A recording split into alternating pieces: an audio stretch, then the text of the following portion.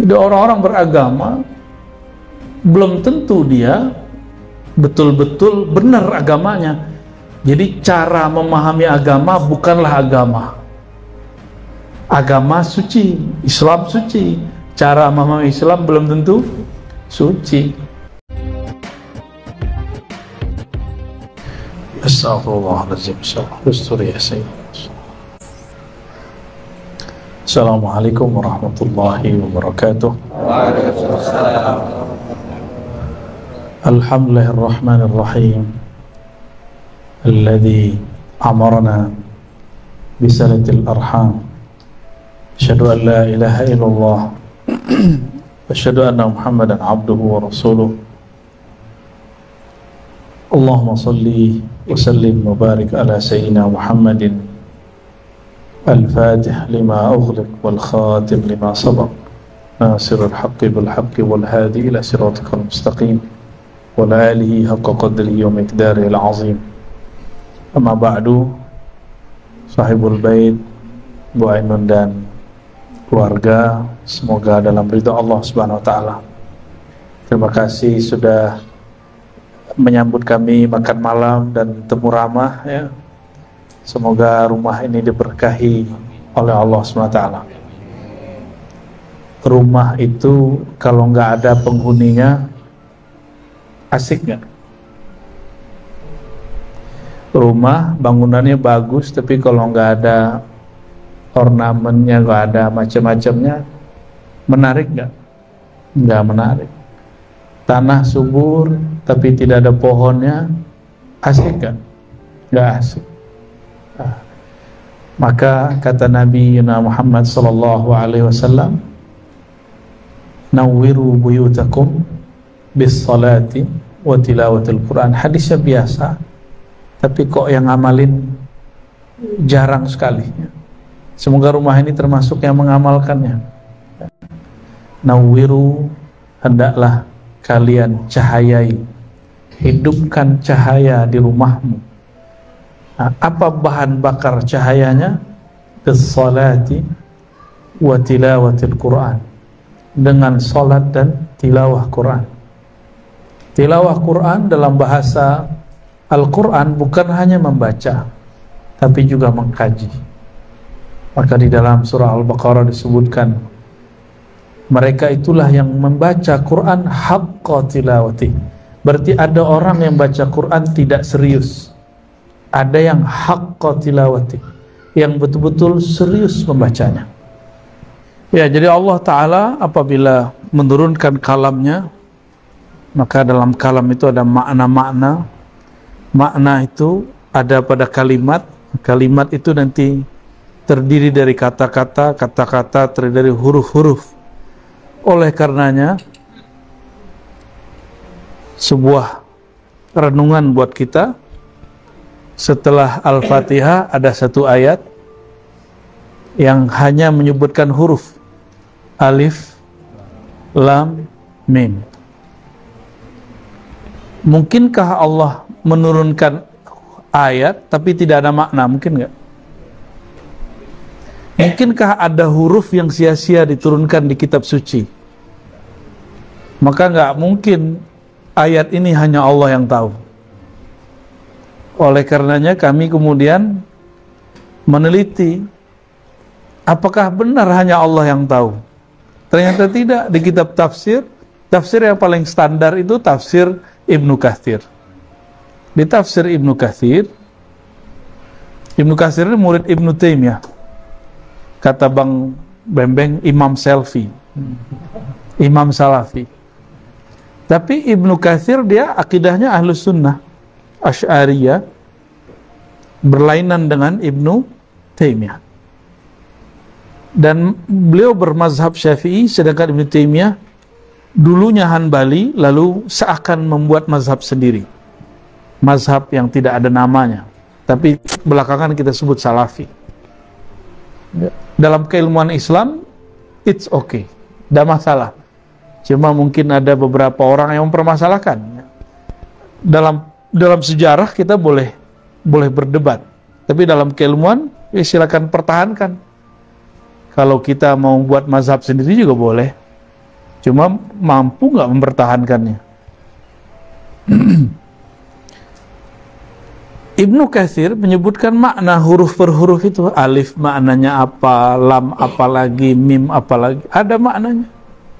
Dan itu ada beragam dan tidak hanya satu makna. Sayyidina Ali mengatakan maknanya lain dengan muridnya. Sa'id bin Jubair lain dengan Mujahid, lain dengan Muqatil, lain semua. Tapi intinya setiap huruf di Quran tidak ada yang sia-sia. Tapi kalau yang baca Quran baru bisa membaca tulisan, belum mampu menerjemah, lain gak hasilnya dengan yang mampu menerjemah?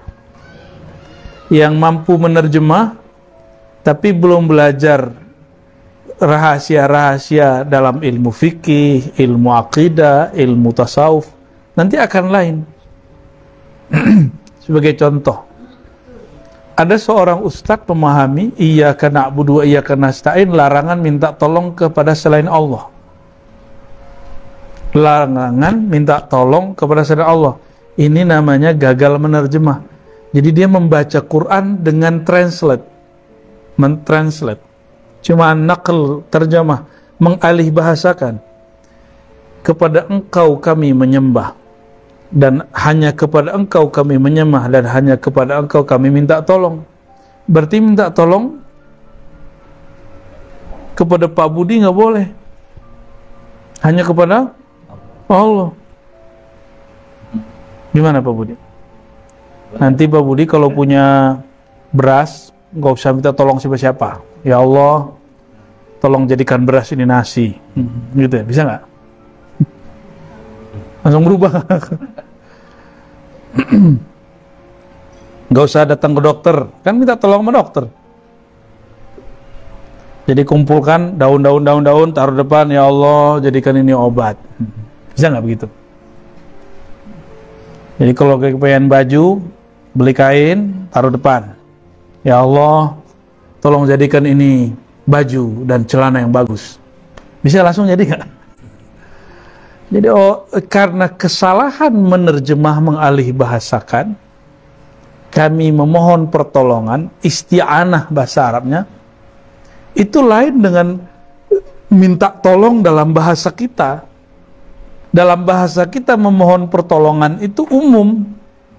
Sama semasa pandemi, yang takut kepada virus syirik. Yang boleh takut hanya kepada Allah. Dia tidak paham bahwa kata takut dalam bahasa kita terlalu sempit. Sedangkan kata khasyah dalam bahasa Arab ada khauf, ada khasyah, ada taqwa, ada khatar, ada macam-macam. Artinya apa? Ada miss dalam bahasa. Nah, belum lama ini juga ada yang bertanya tentang ilmu-ilmu ma'rifat aneh-aneh. Pas kita cek dengan kitab aslinya, kesalahannya pada bahasa. Ya. Termasuk apapun yang kita sampaikan, kalau orang salah faham, kita sebut miskomunikasi.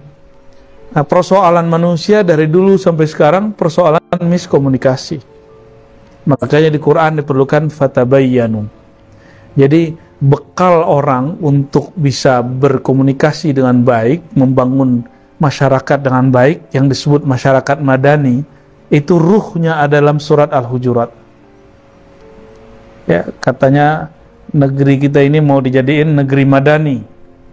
Itu ruhnya surat Al-Hujurat. Di situ semuanya akhlak. Akhlak kepada nabi, ulama, akhlak menerima berita, dan lain sebagainya. Oke. Kok warna mic-nya sama dengan bajunya? Keren maksudnya. Oh, ini lebih sahih. Jadi Bapak Ibu yang bukan Allah, di saat kita membaca ayat Quran, kalau kolbu dibuka, pikiran dibuka, Allah akan berikan makna yang bertambah.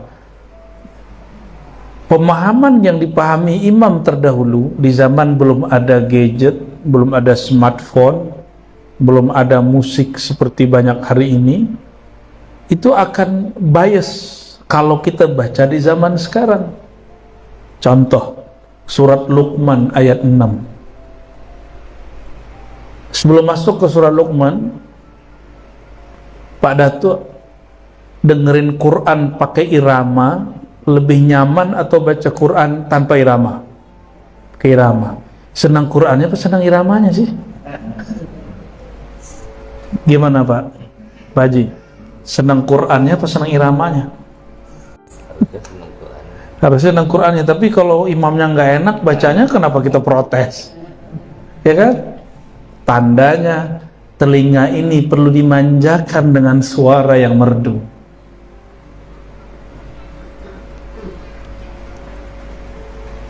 Mulai connect kan? Ya, maksud saya nyambung kan nih? Di kitab tafsir lahwul hadis, ada kalimat lahwul hadis dalam surah Luqman ayat 6. Kata Sayyidina Abdullah bin Abbas, lahwul hadis itu adalah nyanyian dan alat musik. Nyanyian dan alat musik. Tapi kita cek lahwul hadis secara harfiah, lahu. Apa arti lahu? Yang melalaikan. Hadis kata-kata, kata-kata yang melalaikan. Dulu kalau ada orang hadir di pertemuan yang ada konser musiknya, maka syahadatnya, bukan syahadatnya, syuhudnya, persaksiannya di pengadilan dipertanyakan karena dituduh fasik. Karena dulu apabila ingin mendengarkan musik mesti hadir. Dan dulu tahu sendiri kalau ada penampilan musik itu ada tari perutnya, macam-macam. Kawan pulang dari tanah padang pasir nggak cerita tentang ngaji kitab, cerita tentang spot-spot ada tari perut. Canggih juga tapi ya. Maka dulu setiap kali ada orang yang hadir di konser-konser musik di zaman dulu disebut sama, itu orangnya tidak diterima persaksiannya. Teks ini tapi tidak menjelaskan itu. Sayyidina Abdullah bin Abbas dan kemudian dipakai oleh Imam Muhammad bin Idris Syafi'i, imam kita Syafi'i, imam salafus saleh. Siapa yang mendengarkan konser musik, mendengarkan musik begitu, maka dia fasik, kata Imam Syafi'i. Sekarang kita mendengarkan musik tapi tidak perlu hadir, cukup mendengarkan lewat Spotify, MP3, radio online, YouTube. Nggak perlu memandang, melihat. Hukumnya sama atau berlainan? Sama atau berlainan? Lain. Apa sebab kita tidak memandang kepada aurat orang yang menyanyi, tidak memandang orang yang tari perut? Cuma mungkin sekarang ada lagi gantinya ya, organ tunggal ya. Dulu sempat sepi, sekarang ramai lagi, nggak tahu deh kenapa. Nah, dalam membaca Quran itu suci, tidak akan pernah berubah karena syariat sudah sempurna. Yang berubah itu fahamnya.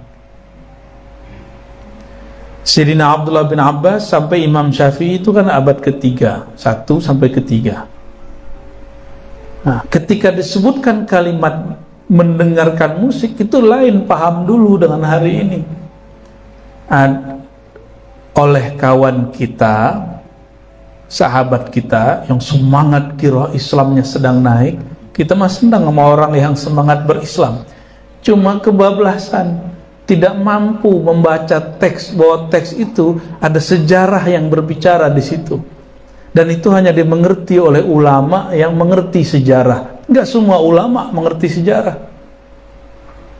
Bahwa satu teks itu ada sebabnya. Sehingga ulama-ulama kita mayoritas tidak mengharamkan musik secara mutlak, tapi diharamkan dengan syarat tertentu, dia mubahkan dengan syarat tertentu.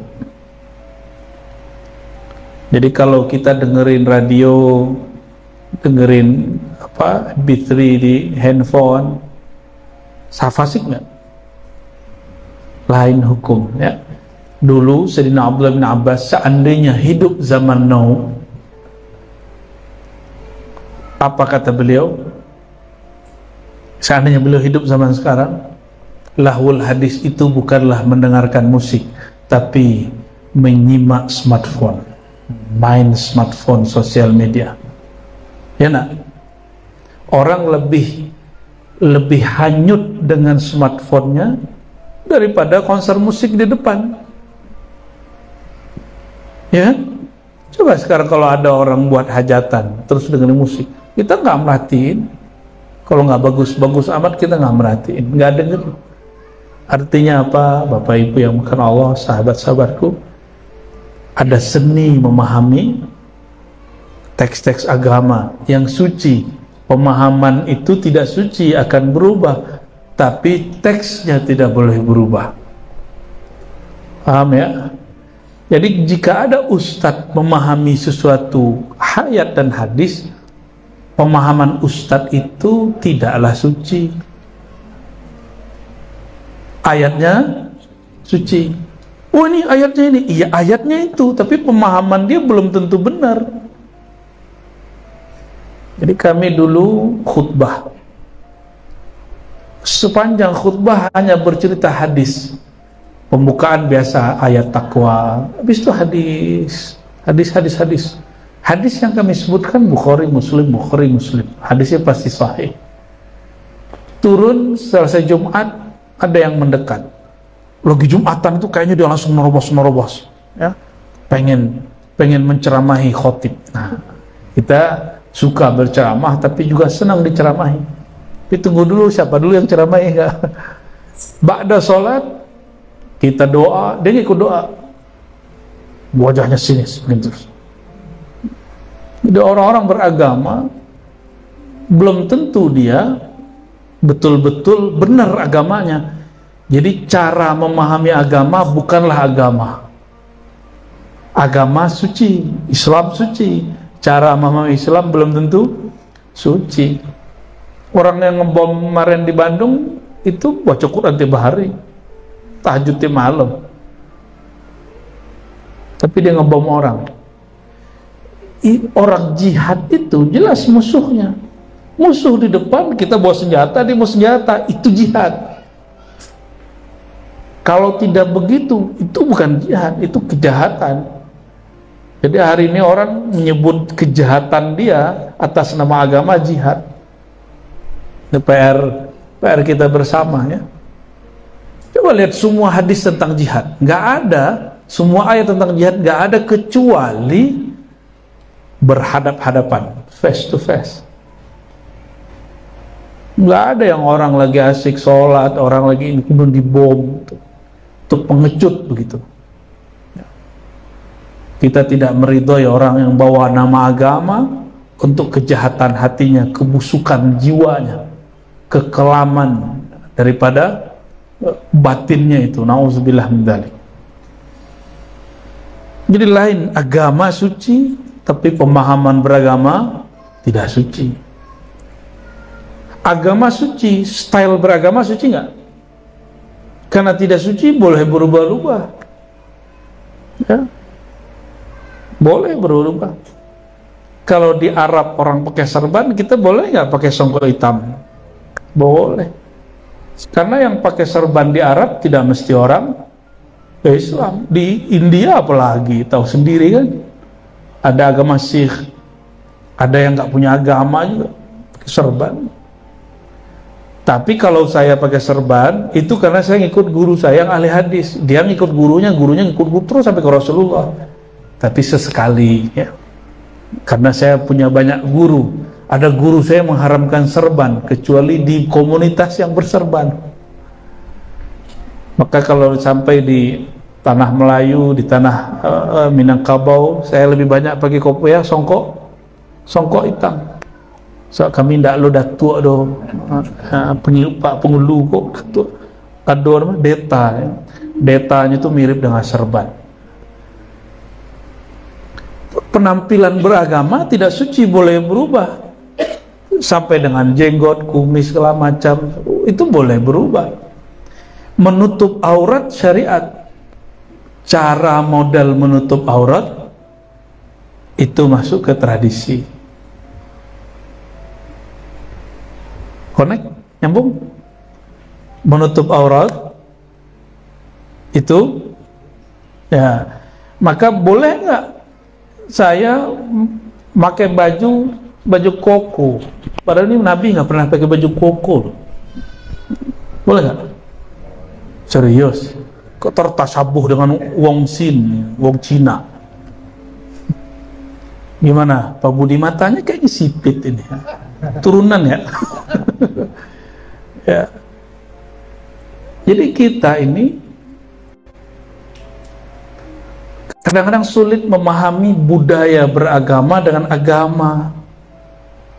Pemahaman agama lain dengan agama, budaya agama lain dengan agama. Budaya beragama tidak suci, boleh diubah. Maka adat istiadat boleh dirubah.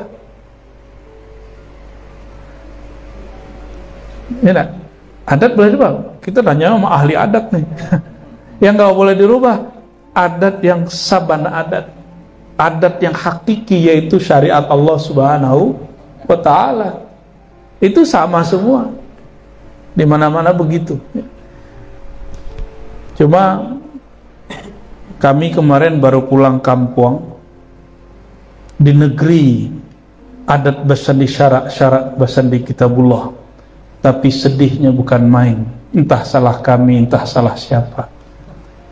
Berziarah ke kubur seorang mursyid yang wafat tahun 1909, sezaman dengan Syekh Ahmad Khatib Al-Minangkabawi. Tapi beliau di Mekah ini di satu wilayah di Kabupaten 50 kota, kaki Gunung Sagu. Apa yang membuat kita sedih? Mata terbelalak, ada penangkal petir melintang di atas kuburan, melintang tuh. Negeri adat bersandi syarak bersandi kitabullah. Aneh enggak? Mungkin salah kami cara pulang, atau emang dari dulu orang model itu? Tak tahulah ya. Kayaknya Buya Dr. Aldomi harus lebih sering ke Sumatera ya. Insyaallah Buya ya. Jadi kadang-kadang kita cuma membela klaim, prakteknya enggak. Oh kata kawan, menghormati kubur syirik. Ini orang nggak ngerti hadis. Apa kata Nabi? Perlakukan al-mayyita kal hayyi. Jadi kalau kita mandiin orang yang sudah wafat, nggak boleh diperlakukan seperti benda mati, perlakukan seperti dia hidup. Berarti hukumnya sama, nanti kita kuburkan juga sama. Ini masih ada orangnya, apalagi ulama besar. Nggak boleh dihormati. Berarti menghormati Tuhan itu syirik. Karena orang mati, orang hidup punya hal yang sama, yaitu ruh. Hormat itu lain dengan beribadah. Hormat lain dengan ibadah. Coba lihat tadi terjemahannya, iyyaka na'budu. Apa terjemahannya? Hanya kepada engkau kami menyembah. Dalam bahasa Melayu lama, menyembah itu artinya menghormati. Ini Datuk kalau lagi buat berunding, kalimat ini, sembah kami sampaikan kepada Tuan Datuk. Ya nak? Sembah kami sampaikan. Tapi karena ulama kita faham, maka badannya tidak lurus begini, dia agak miring dikit, menunjuk bukan sembah, ini bukan sembah ibadah, tapi sembah ihtiram, sembah menghormati. Kalimat ini dalam bahasa kita memang sangat terbatas. Jadi kesalahan menerjemah inilah kemudian menjadi problem dalam konflik umat beragama. Kenapa kemudian kawan dengan kawan, kemudian saling tahzir mentahzir, kelompok dengan kelompok, ya, ustadz dengan ustadz. karena saling tidak mau mengerti istilah orang lain. Dulu sekelas Syekh Ahmad Khatib Al-Minangkabawi, imam di Mekah. Beliau ahli tarekat sufi juga, tapi tidak menerima konsep tarekat Naqsyabandiyah Khalidiyah, yaitu Rabithah. Rabithah itu memvisualkan guru sebelum zikir supaya zikirnya konsentrasi.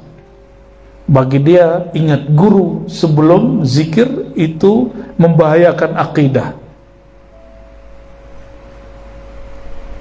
Pak Budi kalau lagi sholat ingat istri nggak kadang?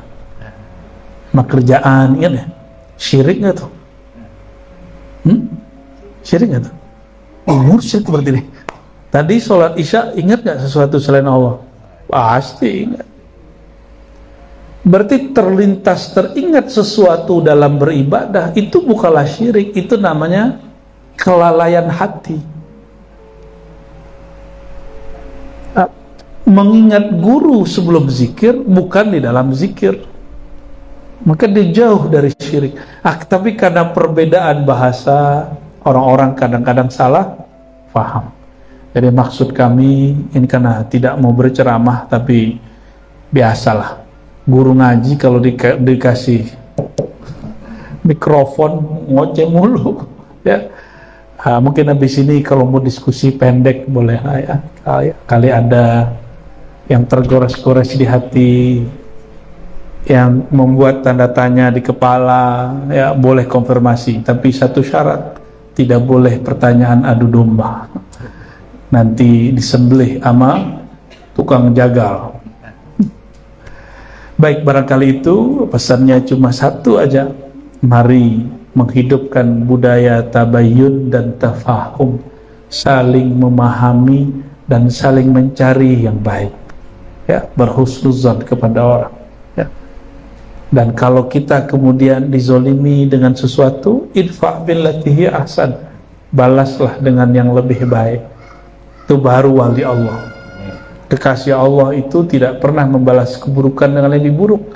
Tapi hari ini saya sering dengar orang Islam mengatakan, kalau ada yang baik kepadaku, aku lebih baik. Kalau ada yang jahat kepadaku, aku lebih jahat. Iblis kamu, ya.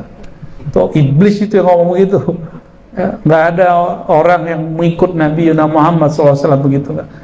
Ayat ini turun ke Nabi Muhammad SAW untuk kita. Idfa' billati hiya ahsan, tolaklah, tanggapilah dengan cara yang ahsan.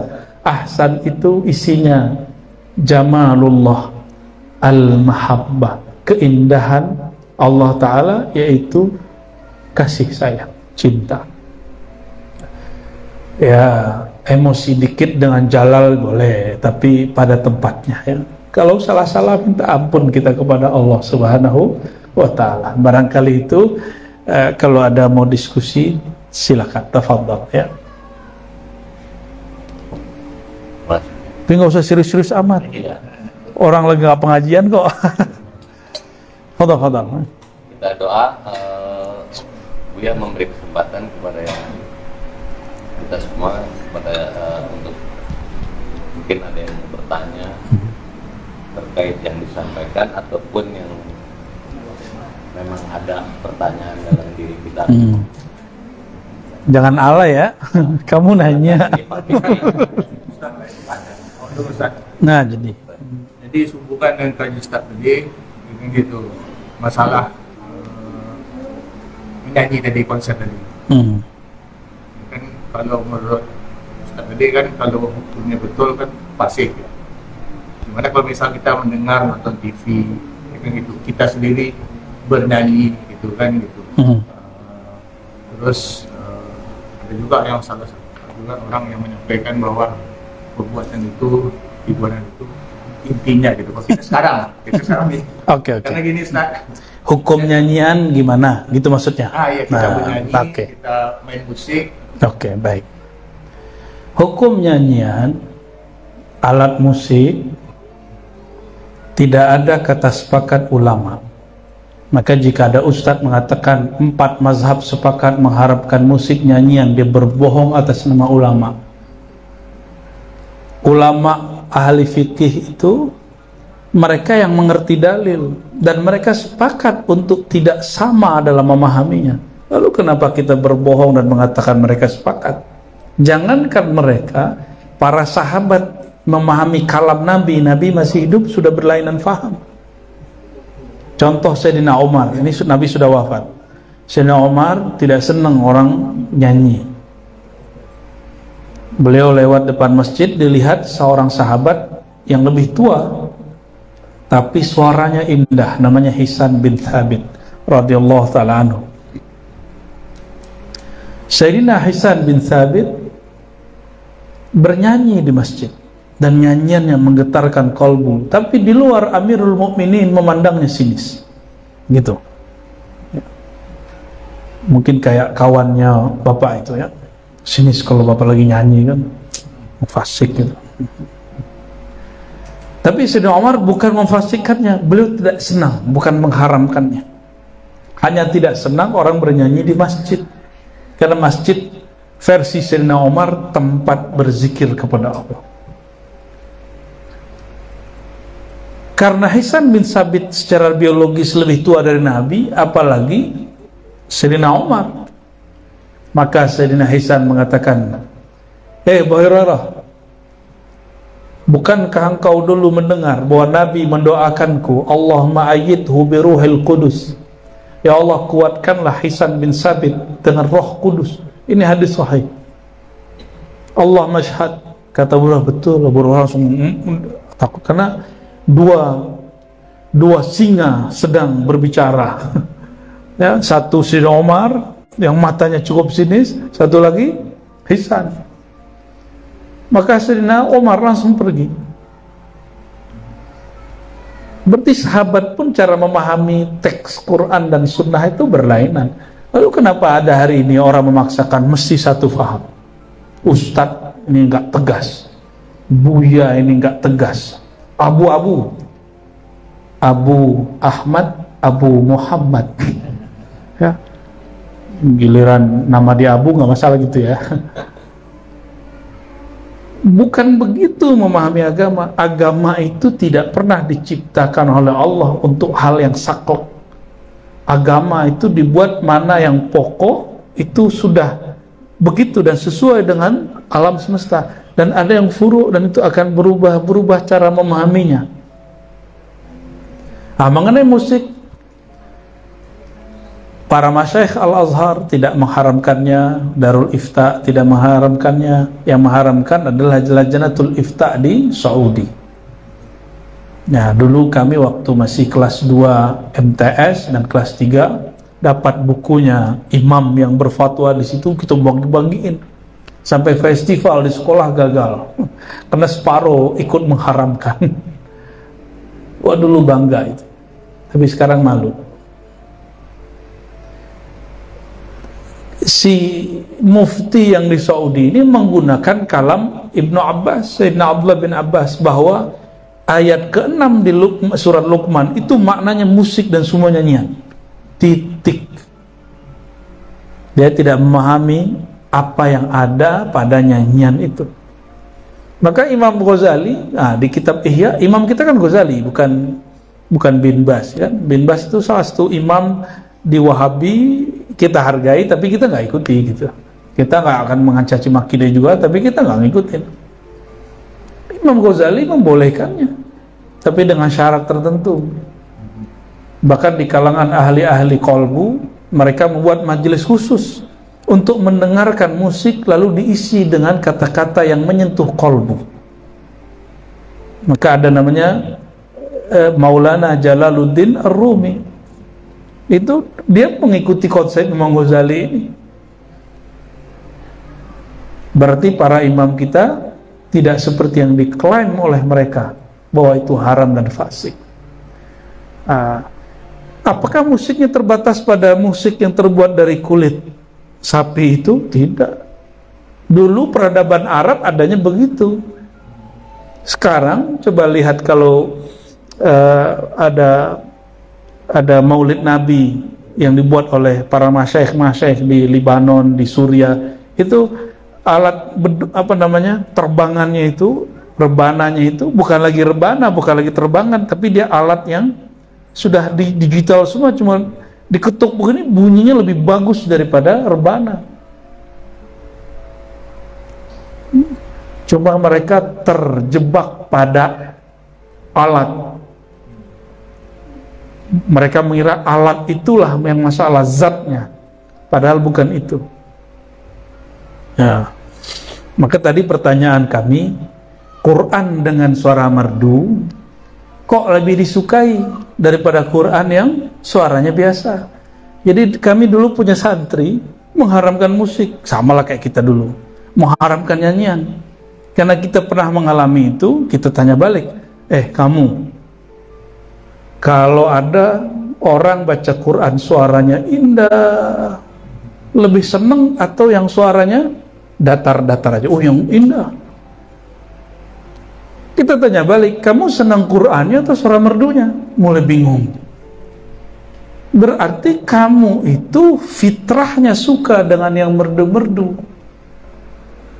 Sayyidina Ali mengatakan, arih nafsa.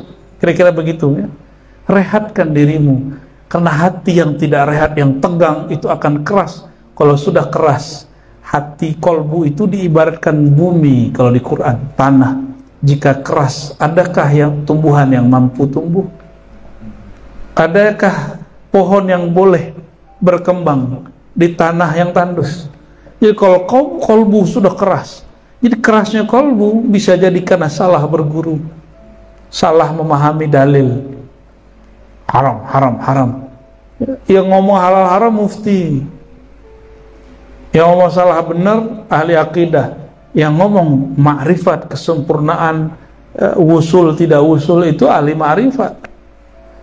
Nah, kami kalau dulu itu saksinya Bang Bembeng inilah ya, saksi kesesatan ini ya. Jadi dulu ada fase bahas bid'ah ya gak? Ada fase bahas hadis, ada fase bahas akidah, udah lewat. Jadi tengkar-tengkar begitu udah gak minat. Walaupun katanya ada yang muter-muter lagi video kita bahas bid'ah gitu ya, gak apa-apa, biarin itu yang lama. Bahas-bahas tentang apa makna istiwa, Tuhan bertempat atau tidak. Sekarang udah gak minat bahas-bahas begitu ya. Karena ternyata lafaz di Quran itu diturunkan dan kita dicipta bukan supaya memperdebatkan makna istawa, Allah duduk atau bukan duduk, bukan untuk memperdebatkan ini sunnah atau bid'ah, bukan untuk mengatakan saya lebih benar, lebih dekat ke Nabi, saya lebih salaf, saya lebih syafi'i. Nggak ada lah perintah begitu, nggak ada. Yang ada cuma wa ma khalaqtul jinna wal insa illa liya'budun ya, surat Zariyat ya, tidaklah aku ciptakan jin manusia kecuali agar mereka benar-benar ya'budun. Ya'budun secara harfiah menyembahku. Makna lainnya benar-benar menjadi hambaku, menghambakan dirinya kepadaku. Makna lain menyembah, tadi menyembah apa? Menghormati. Kita ambil makna menghormati paling ringan. Bapak kalau nggak kenal sama seseorang, bisa hormat nggak sama dia? Nggak bisa kita hormat seseorang kalau nggak kenal. Hormat itu bab jalal. Jalal itu ketegasan, menumbuhkan rasa segan. Ada jamal, keindahan. Kalau kita kenal seseorang dengan jamal, jika dia lawan jenis kita jatuh cinta, jika dia sesama jenis jadi saudara. Jangan jatuh cinta atas semua jenis, gawat. Paham maksudnya? Jadi perbedaan-perbedaan itu bagian dari dinamika. Ketika kita kenal seseorang, kita ta'zim. Nah, orang-orang yang sudah mungkin artis kah, orang-orang terkenal itu, supaya dia leluasa, justru dia tidak nyaman karena terkenal. Maka dia kalau mau kemana, dia pakai baju yang kira-kira orang nggak kenal. Ada yang pakai kacamata hitam ya, biar nggak kelihatan, pakai topi apa pet biar nggak ketahuan, untuk menyamarkan dirinya. Ternyata orang terkenal sudah capek terkenal, ingin jadi orang biasa. Bagi mereka syuhrah, popularitas itu siksaan. membatasi diri, penjara itu. Cuma kan yang kebanyakan kita pengen di like lebih banyak, ya nggak? View-nya diliatin bentar-bentar, nambah nggak gitu.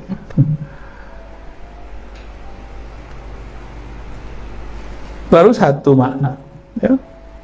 Jadi lebih kurang itulah jawabannya. Kesimpulannya sederhana, bahwa musik, nyanyian itu jika kontennya baik, hukumnya boleh. Jika tidak baik, barulah haram.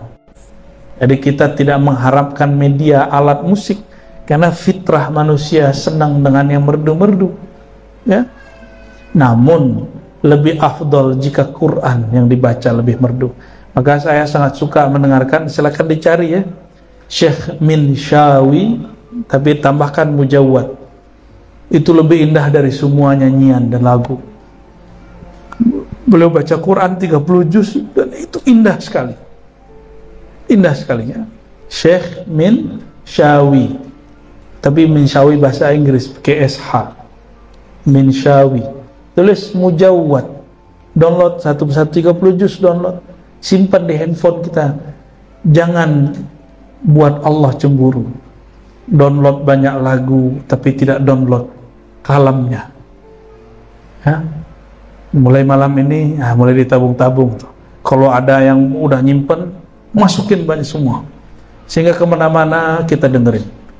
Ya. Barangkali itu wallahu a'lam bis-shawab. Boleh. Habis ini ibu ya. Ibu pasti banyak pertanyaan. Kalau malu pakai kertas ya. Atau kirim WA ke Bang Edri ya. Silakan.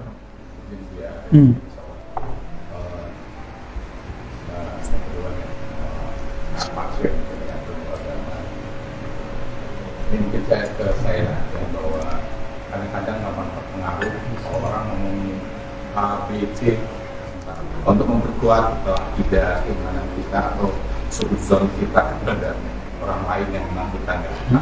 Mungkin Assalamualaikum warahmatullahi wabarakatuh.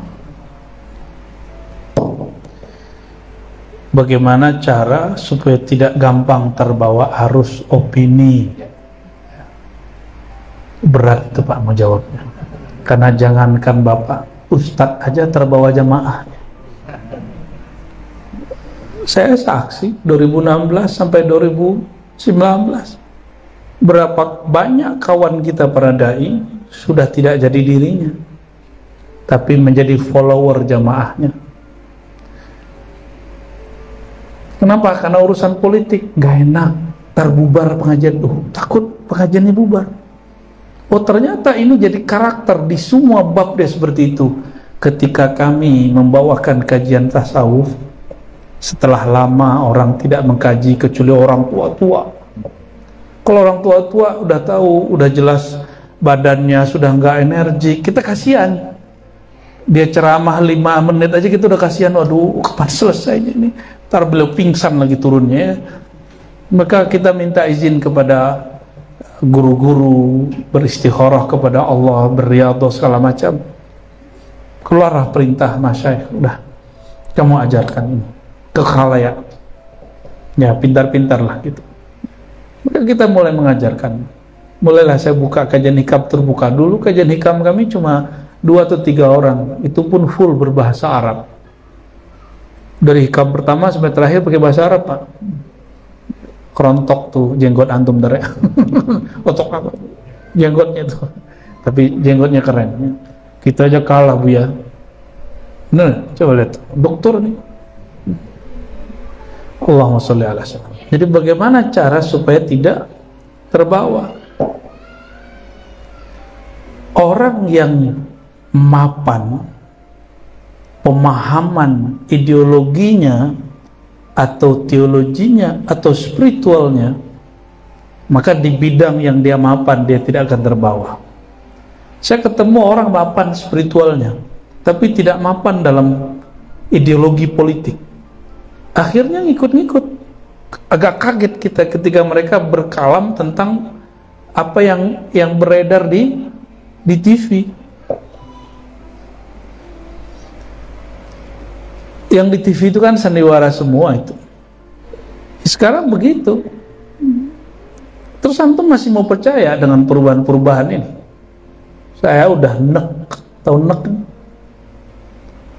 Udah nggak minat sama sekali orang bawa agama kah politik itu. Dia mempolitisasi agama. Agama suci, politik tidak. Oh Ustadz, politik itu bagian dari agama. Oh, saya mau tanya dalilnya mana? Walaupun ada benarnya, tapi kita mau tanya dalilnya mana? Ada di Quran, tapi politiknya adalah bab al-adalah wal amanah, adil dan amanat. Bukan masalah pilihan calon. Kalau seandainya pilihan politik itu bagian dari perintah beragama, maka Sayyidatuna Aisyah lain dengan Sayyidina Ali. Perang mereka berpolitik. Sayyidina Ali perang dengan Muawiyah, dan itu banyak sahabat yang terjebak. Kira-kira gimana? Sahabat dijamin masuk surga nggak? Dijamin. Mereka perang babak politik. Antum bukan sahabat Nabi, tidak dijamin masuk surga. Gontok-gontokan masalah politik, ya lebih masuk akal.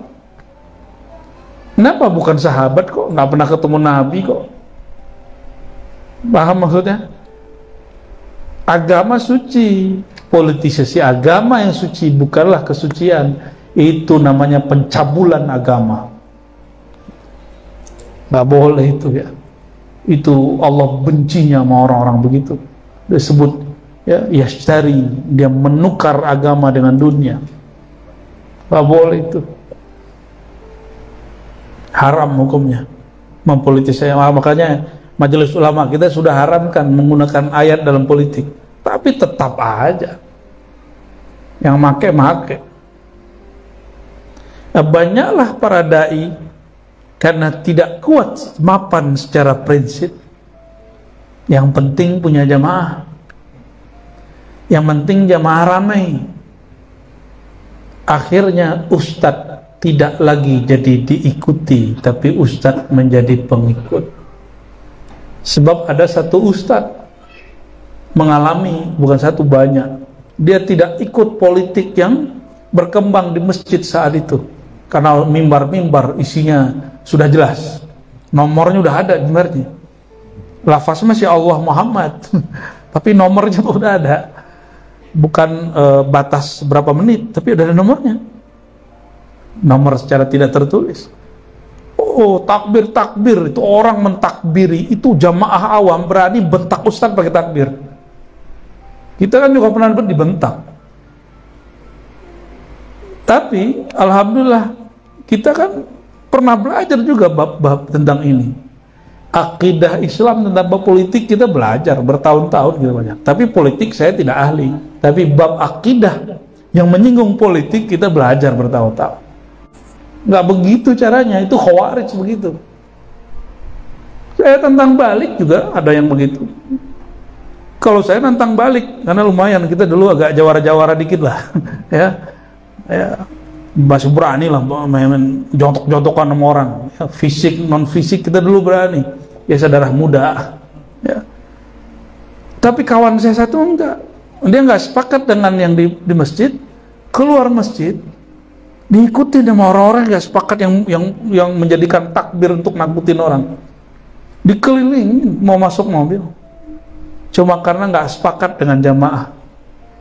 Betul-betul dahsyat. Tahun-tahun itu dahsyat sekali. Saya hanya berdoa waktu itu, ya Allah, ini kalau Engkau tidak merahmati bangsa kami, negara ini akan hancur, khawarij akan merdeka. Nggak tahu doa siapa yang makbul, alhamdulillah adem juga habis itu. Inilah akibat orang menjadikan politik sebagai agama. Hati-hati. Khawarij itu membenci Sayyidina Ali karena beliau menerima satu kebijakan Sayyidina Ali. Sayyidina Ali mengatakan, kan udah mau menang, Muawiyah sudah mau kalah, tiba-tiba Muawiyah naikin bendera diplomasi, benderanya ada Qurannya. Maka Sayyidina Ali kemudian oke, dia bawa Quran, Masa orang minta dengan Quran kita nggak hargai. Dikirimlah orang tua, orang sahabat sudah senior Abu Musa al-Asy'ari, sedangkan Muawiyah kirim orang yang masih muda, yang mengerti aliran-aliran diplomasi. Wah, diplomasi itu banyak caranya. Kalah langsung. Sayyidina Ali turun beliau. Sayyidina Ali turun dengan hormat. Apa kata kelompok yang simpatisan? Maka hati-hati dengan orang yang puja-puji kita hari ini. Jadi sorry ya, saya sekarang kalau ketemu orang yang baik, saya hati-hati sekali. Nah, ada orang dulu baik sekali, sekarang ngata-ngatain kita mulu, ngafirin kita hampir tiap hari. Ya, tapi nggak apa-apa sih, kan kita dapat poin di situ di sisi Allah. Yang penting nggak bales. Malah kita kirimin Fatihah biar dia nyaman. Kan orang yang begitu kan gelisah hidup tiap hari. Ya. Orang yang nyimpan satu kebencian di kolbunya, hidupnya gelisah. Antum marah sekali ya sehari, itu sehari itu akan nggak nyaman perasaannya. Bayangkan ada orang di atas mimbar marah-marah mulu kerjaannya. Gelisah itu hidup itu orang. Gelisah, pasti gelisah. Dengerin berita salah di mulut buahnya. Gitu terus. Jadi sinis, nggak pernah bahagia. Kasihan, ya.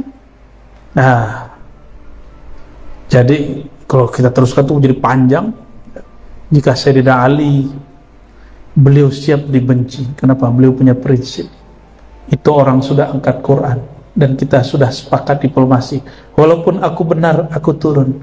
Aku dibenci, bencilah, kata Sayyidina Ali, nggak masalah. Karena setiap yang mewarisi akhlak Nabi pasti dibenci. Karena Nabi juga dibenci. Apa kata mereka? Ali kafir, Ali tersihir, Ali majnun, gila. Semua tuduhan sampai ke Ali diterima oleh Sayyidina Ali. Dan dia nggak pernah balas. Apa kata para tim? Ada provokator di sekitar Ali. Orang sesuci Sayyidina Ali ada provokatornya. Sayyidina Ali ini kalau doa mustajab. Apa kata orang ini? Ya Ali, il'an ahla Syam, doakan laknat untuk partai Syam. Nah gitu. Kenapa mereka memilih bukan Anies, Muawiyah? Salah paham. Apa kata Sayyidina Ali?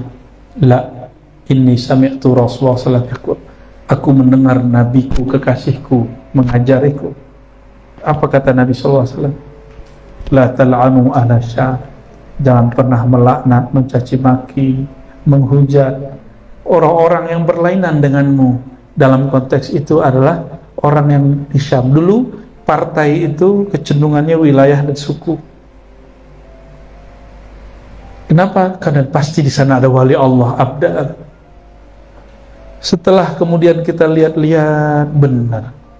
Yang pro A ada kiainya, yang pro B ada kiainya. Masa kiai nggak tahu dalil? Kan tahu dia dalilnya.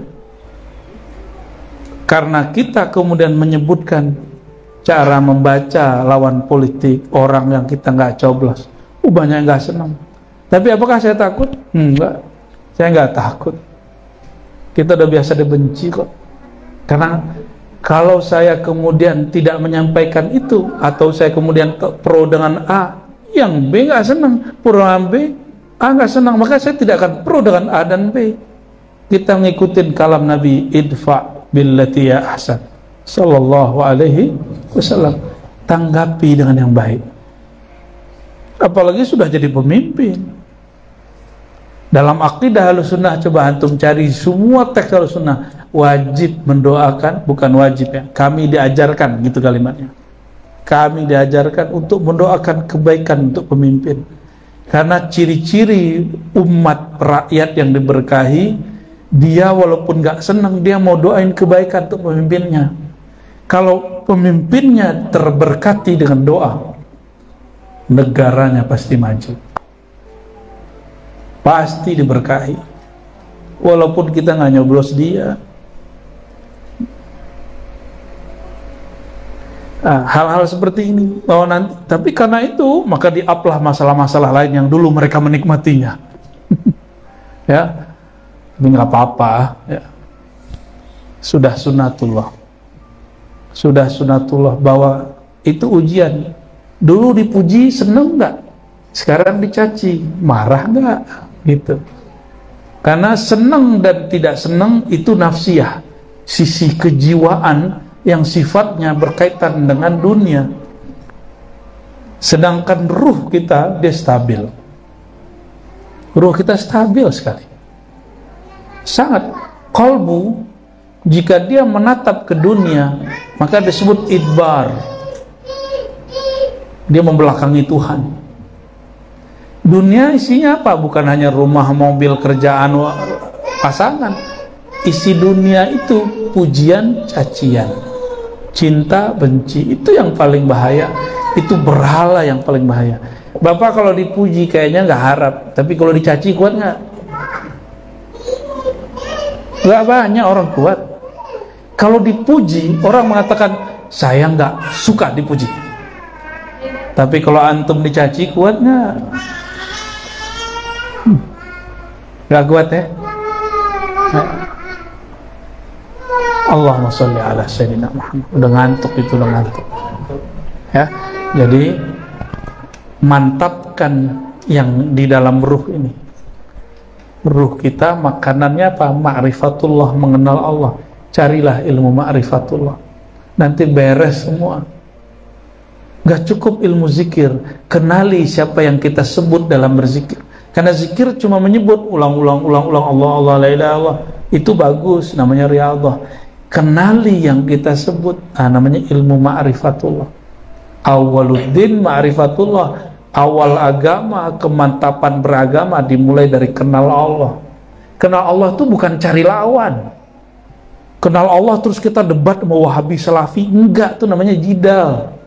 Kenal Allah itu menumbuhkan kesadaran bertuhan, kehambaan dari dalam diri kepada Allah SWT. Itulah yang disesali Imam Ghazali. Apa kata beliau? Ternyata belajar ilmu kalam ini bukan membuat dia tumbuh rasa kehambaan, malah suka nyari kesalahan orang. Imam Ghazali itu dulu gelarnya Hujatul Islam. Kalau sekarang Singa Aswaja lah. Singa Aswaja kan ngeri tuh. Siapapun ngelawan dia kalah. Imam Ghazali. Tapi dia nggak puas. Karena kalau singa taruh di masjid gimana dong? Bisa garuk orang. Bisa mencerkam orang. Jadi ketika semangat tidak ditaruh pada tempatnya, teman pun digaruk. Kawan pun disenggol. Padahal ilmu kalam gunanya apa? Untuk meluruskan pemahaman orang awam yang terjebak pada kesalahan dan untuk mengalahkan musuh Islam yang mereka masuk ke dalam. Bukan digunakan untuk sesama ahlu sunnah. Tapi itulah Imam Malik dulu ngalamin. Karena dulu imam-imam ini ngalamin semua, kita maklumi. Sekarang terjadi lagi ya. Khair, tidak ada masalah. Dulu yang mengkafirkan Imam Syazili ahlu sunnah, ngakunya. Yang mengatakan Syekh Abdul Qadir Jilani khurafat ahlu sunnah, kata dia. Ahlu sunnah apaan tuh saya nggak ngerti itu ya. Serius. Jadi mereka ngaku aja ahlu sunnah, tapi akhlaknya tidak ada sunnahnya. Kenapa? Karena dia belajar ma'rifatullah bukan untuk mengenal dirinya sehingga kenal Allah, tapi supaya dia kenal aib orang lain. Itu yang jadi bahan pembicaraan. Air ini kan apa isinya itu yang keluar. Kalau di dalam isinya aib orang, kesalahan orang, daftar bid'ah sebulan, daftar kesesatan aliran ini, maka itu aja bahannya. Kalau buat spanduk tuh daftar gimana? Memahami kesesatan aliran A. Kayaknya seneng kalau udah bahas begitu. Emang seneng. Hati-hati. Ngomongin aib orang itu asik nggak? Bu, jangankan ibu, Cowok-cowok aja senang ngomongin, ngegosip. Enggak? Coba lihat ILC, isinya apa? Cowok-cowok lebih dominan itu. Ada yang senyum-senyum. Karena pengalaman biasa begitu ya. Sohib lah kita. Dulu kita sama. Tapi emang mau sama terus. Nggak ada perubahan terbaik. Ngegosip tuh asik. Ngegosipin orang kawin lagi. Ngegosipin orang cerai lagi. Ngegosipin orang ini itu. Seneng, asik. Walaupun hasilnya nggak ada manfaatnya. Ya. Ngegosipin orang, oh si Anu udah begini, si Anu udah pindah partai. Nah, itu kalau dia praktisi partai. Kalau orang sifat ngomongin orang ini nggak dihabisi dengan zikrullah, mengenal Allah, ilmu agama nambah, ilmu dalil nambah, tapi penyakit ini belum sembuh. Apa yang terjadi? Nanti dalil agamanya dia gunakan untuk mencari kesalahan orang yang dianggap saingan dia dalam beragama. Itu curhat Imam Ghazali. Imam Ghazali ngomong di kitab Al-Munkis Minadola dan di kitab Ihya Ulumuddin. Ternyata terjadi di setiap masa. Kalau dulu preman yang diperebutkannya kan kawasan, benar nggak? Ini lapak gua nih, lu jangan macam-macam masuk sini, ya nggak? Kan gitu. Maka dulu preman-premannya harus nyiapin keilmuannya, ilmu kebal lah, jawara lah, segala macam. Untuk persiapan kalau suatu hari tiba-tiba terjadi bentrok, berebut. Kalau ada yang masuk ke dalam, tengkar. Pasar-pasar kaget, namanya ada nggak pasar kaget sini? Cuma hari A doang adanya, dan itu orang berebut. Yang datang jam 3 dapat, kalau datang jam 6 ya salam. Maksudnya apa? Orang kalau di hatinya dunia, dia akan memperebutkan dunia. Kalau di hatinya popularitas, dia akan memperebutkan popularitas. Kalau ustadz, apa yang diperbatkan? Jamaah. Karena jamaah itu asyad. Asyad itu. Tapi dia lupa, ya. Dia lupa. Ustadz tidak perlu jamaah. Jamaah yang perlu ustadz. Maka ustadz harus punya pendirian, harus punya nilai yang nggak bisa ditawar oleh jamaahnya, yang membuat jamaahnya ikut dia. Itulah prinsip beragama yang kuat. Itulah ma'rifatullah hakiki. Itulah ilmu ma'rifat yang Allah turunkan ke dalam kolbu.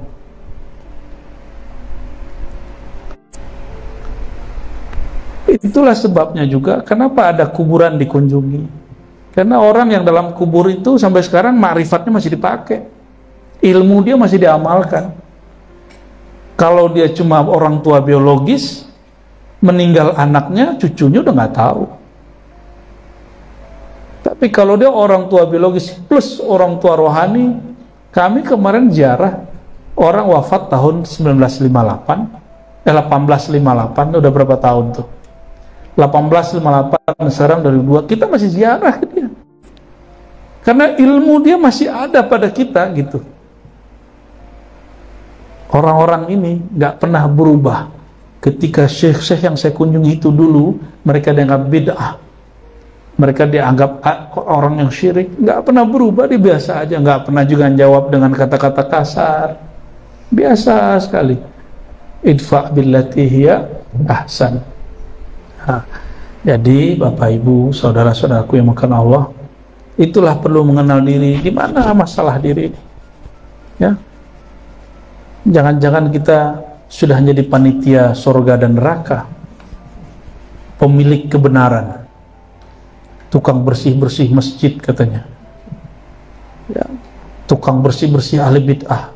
Loh, apa bedanya ente sama Wahabi kalau begitu? Yang klaim begitu kan Wahabi. Sehingga Wahabi nggak ada apa, mereka ketika masuk masjid bunci aja bawaannya sama orang-orang yang sholawatan, orang yang nggak seneng. Emang kita mau mengalami hal yang sama, mau mengulang kesalahan itu? Itulah pesan Imam Ghazali dalam Al-Munkis Minadola. Ya, karena ustadz itu menjadikan jamaah sebagai aset. maka dia berebut jamaah. Karena ustadz itu menjadikan popularitas sebagai aset, dia akan berebut popularitas. Hadir dilihat, kok orangnya sedikit, kok yang sianu rame, gelisah itu. Berarti dia nggak bermakrifat. Siapa yang menggerakkan orang ini hadir dan orang ini tidak hadir? Karena Allah. Kalau dia protes begitu, dia protes kepada Allah. Ini yang mereka nggak paham. Nah, nanti dicari-carilah, karena dia ahli dalil, cari dalil. Kalau apa politik, cari-cari kesalahan politik, ya kan? Itu paling enak, Pak, kesalahan politik, karena nggak ada dalilnya, suka-suka aja ngomong. Kalau ngomongin ayat, bahaya tapi asik, ya, karena nanti jadi panitia surga, panitia kekafiran dan keislaman. Barangkali itulah satulah dari ibu-ibu kalau ada, ya.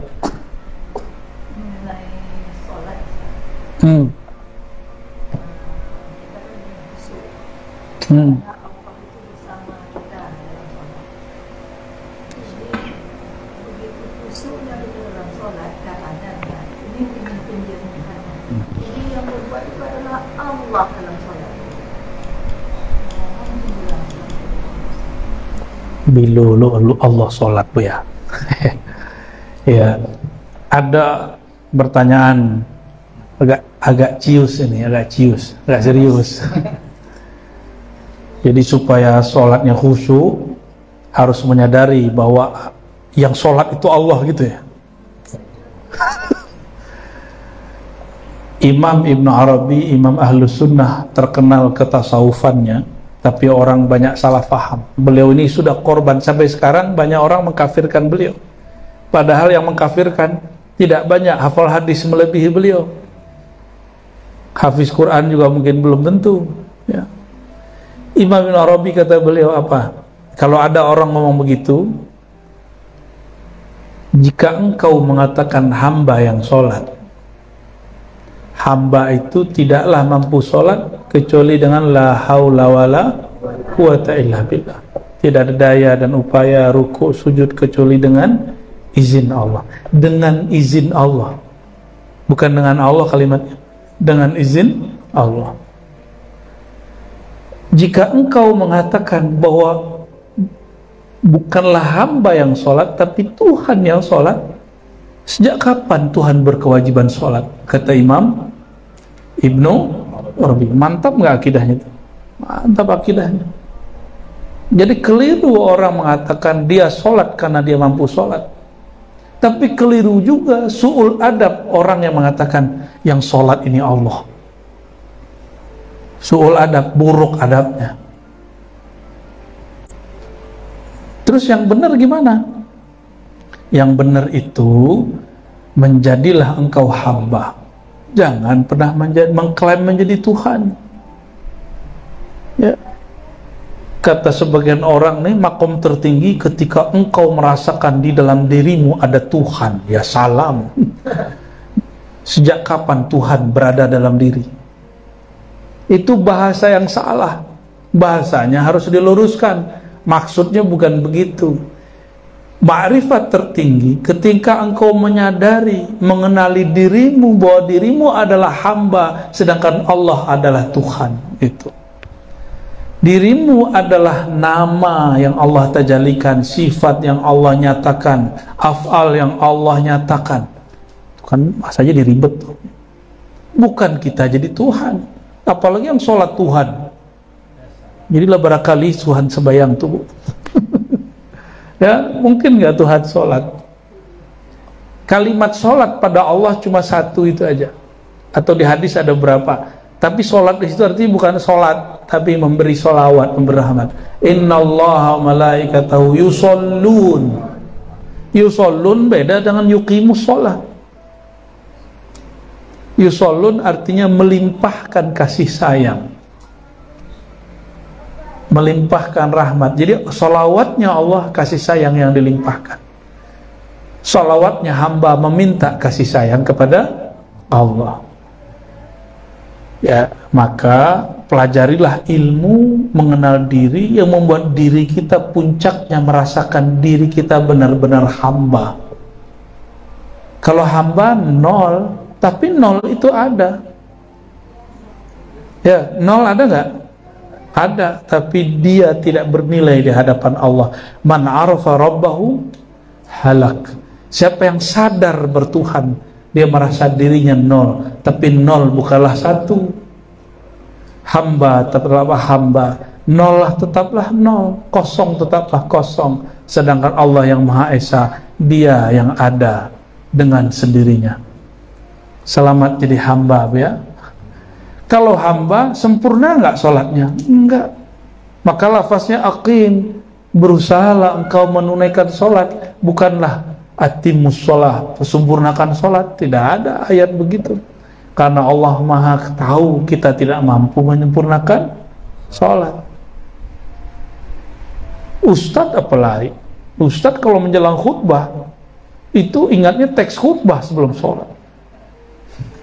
Selesai khutbah ingatnya, saya tadi salah apa ya? Tuh curhat sebelum belajar ma'rifatullah. Ya. Benar nggak Bu ya? Sama, CS kan. Beliau ini pengkhotbah. Ambo dulu pengkhotbah, kini sudah jarang.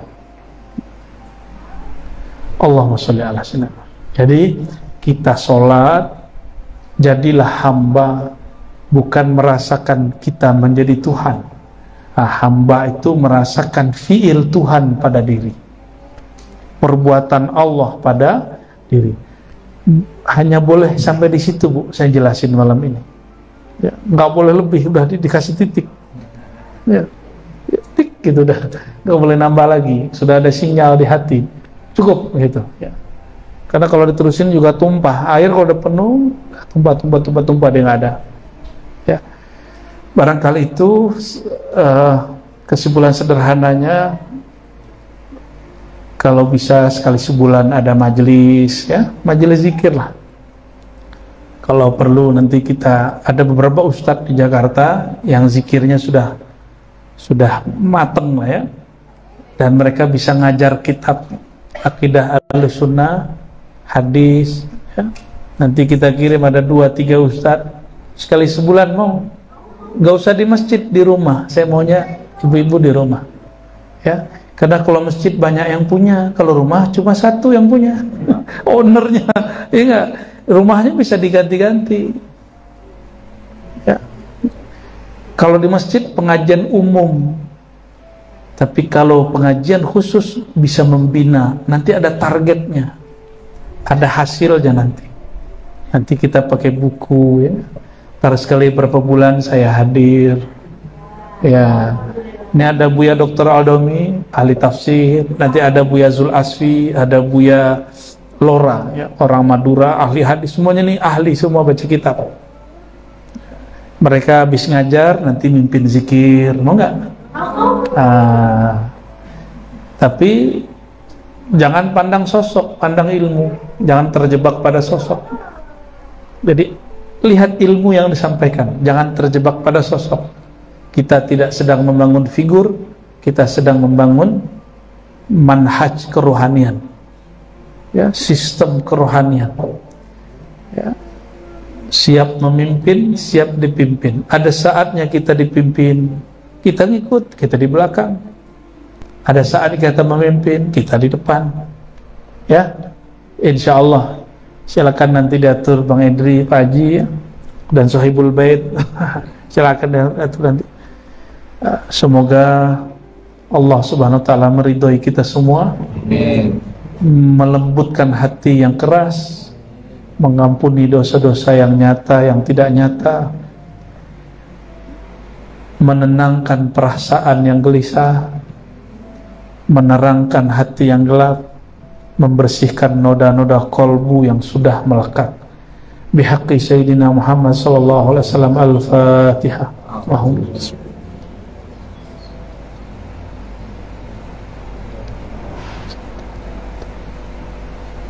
Allahumma ya Rahman ya Rahim ya Karim ya Azim, salli ala Sayyidina Muhammad.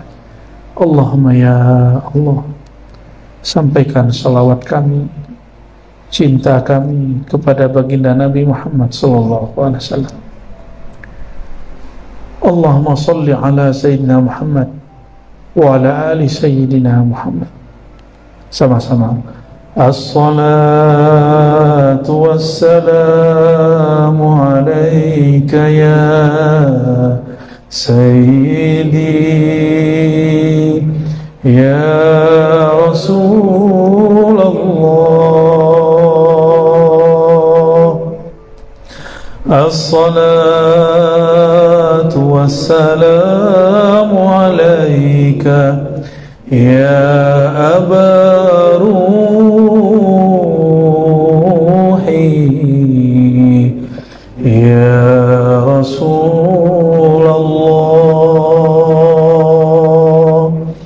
As-salatu wassalamu alaika ya habibi ya Safi Allah. Sama-sama. As-salatu wassalamu alaika ya Sayyidi ya Rasulullah. As-salatu wassalamu alaika ya Aba Ruhi ya Rasulullah. As-salatu wassalamu alaika ya habibi ya Safi Allah. Allahumma ya Allah, terimalah kami menjadi hamba-Mu. Sampaikanlah salam maaf kami kepada baginda Nabi Muhammad SAW. Allahumma ya alim, ya alim, ya halim. Wahai yang maha santun, wahai yang maha mengetahui semua aib kami, aib yang kami tampakkan ataupun aib yang kami sembunyikan. Engkau maha tahu ya Allah, dosa yang kami sembunyikan atau dosa yang Engkau telah ketahui dan Engkau nyatakan. Ampunkan semua dosa-dosa kami ya Allah. Allahumma ya Allah, ampunkan dosa mata kami, dosa telinga kami, dosa lisan yang menyakiti sahabat-sahabat kami, dosa tangan dan kaki kami, dosa perut dan kemaluan kami, dosa hati yang merasa bersih, dosa hati yang merasa sombong, dosa hati yang masih menyimpan kebencian kepada hamba-Mu, dosa hati yang masih lalai bahkan dalam sholat bermunajat kepada-Mu. Ampunkan juga ya Allah dosa-dosa kedua orang tua kami, ayah bunda kami, bahkan dosa kami kepada mereka ya Allah. Kami kurang beradab kepada mereka ya Allah. Mungkin kami pernah menyakiti mereka ya Allah. Maka ya Allah ya Halim, wahai yang maha santun, jangan siksa kami ya Allah di dunia, ampuni kami ya Allah di akhirat nanti. Allahumma syfa'na ya Rabbana bi syafa'ati nabiyyikal Mustafa Muhammad sallallahu alaihi wasallam. Wahai Rasulullah, terimalah kami sebagai umat-Mu, izinkan kami mendapatkan syafaat-Mu, syafaat di dunia dan syafaat di akhirat. Wa barik lana ya munazzilal barakat, ya Allah turunkan keberkahan kepada kami, khususnya siapapun yang hadir yang mendengarkan kajian ini, wabil khusus siapapun yang menjamu, yang menerima kami malam ini. Allahumma Rabbana atina fid dunya hasanah wa fil akhirati hasanah wa qina adzabannar wa khtim lana bil khairat walhamdulillahi rabbil alamin. Mohon maaf salah kurangnya. Semoga ke depan kita dipertemukan lagi dalam keadaan yang diridhoinya. Amin ya rabbal alamin. Assalamualaikum warahmatullahi wabarakatuh.